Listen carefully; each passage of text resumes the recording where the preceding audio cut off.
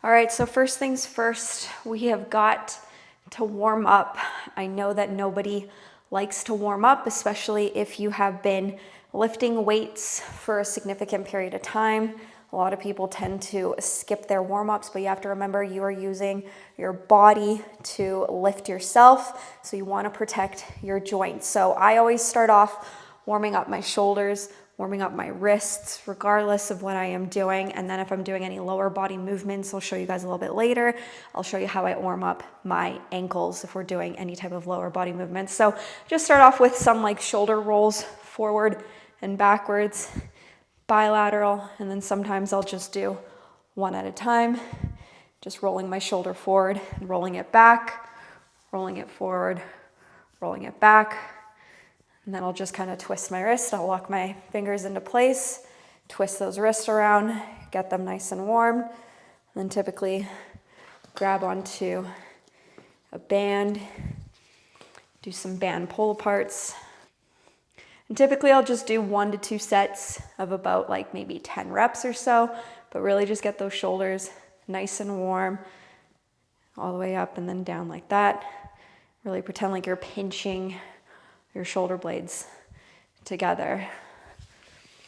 And then I'll grab a thicker band, or if you have a broomstick or a PVC pipe, you can do some band shoulder passes.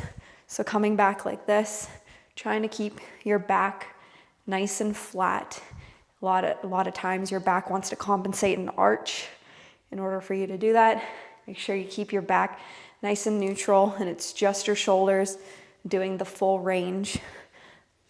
And the goal with this is to get your grip closer together while doing the same movements. So my shoulder mobility is still not the greatest, but as you get closer together like this, you want to be able, see I can't even go all the way back at that grip. That's okay.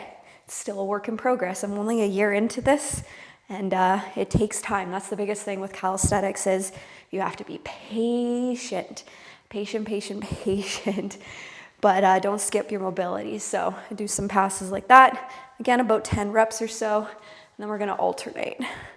Go over like that. And then try to keep your arms as straight as possible. Try to keep your torso from deviating, like it's not going like this or anything like that, right? Try to stay forward. Go over like that. If you do it with a broomstick, it's obviously a little bit more challenging because the band is kind of bending right now, coming closer and further away to compensate for my limitations. Like here, I don't have a broomstick. Oh, I do, but it's not the one you see in the gym. A little more challenging because the band obviously bends to compensate for your limitations, whereas a broomstick doesn't. So it's a little bit more challenging. Again, my shoulder mobility isn't the greatest, and this is why we are doing this. Switch sides. All right. Shoulders are feeling pretty good. Lower body now. So all of these movements are just to open things up, not doing anything static. Save static stretching for the end or on your rest days, but just opening up the hips right here.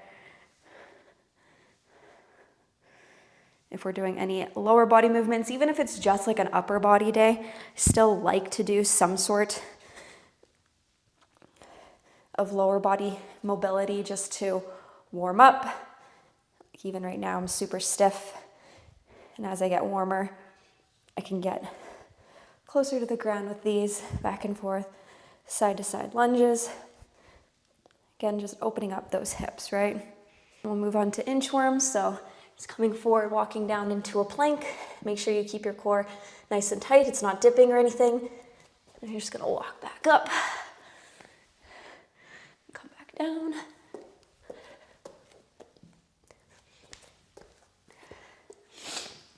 Maybe about 5 to 10 reps for these.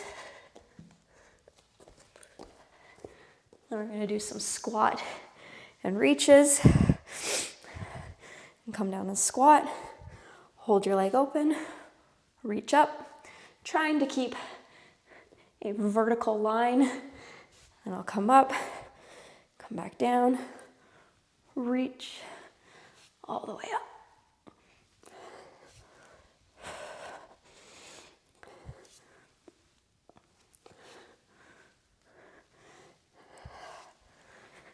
Feeling pretty good, feeling pretty warm. The last thing, most important thing, is still warming up your wrists. Yes, we did this at the beginning.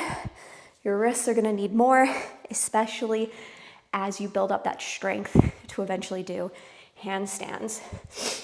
So I just typically will come down in a quadruped position like this, and I'll walk back and forth on my hands, grab one and then just twist my arm, back and forth, twist my forearm while keeping my wrist down.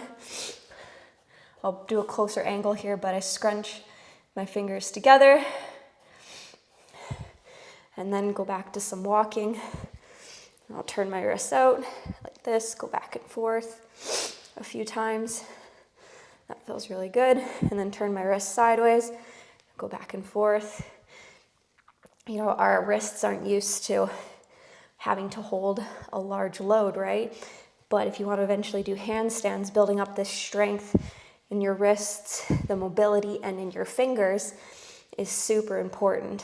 This was one of the lessons that I wish I learned a lot sooner in my calisthenics journey, because I would have spent more time not only improving my wrist mobility, but prioritizing it way more, building that strength a lot earlier. Then we'll do some push-ups where you kind of push up like that. You can do it the other way too.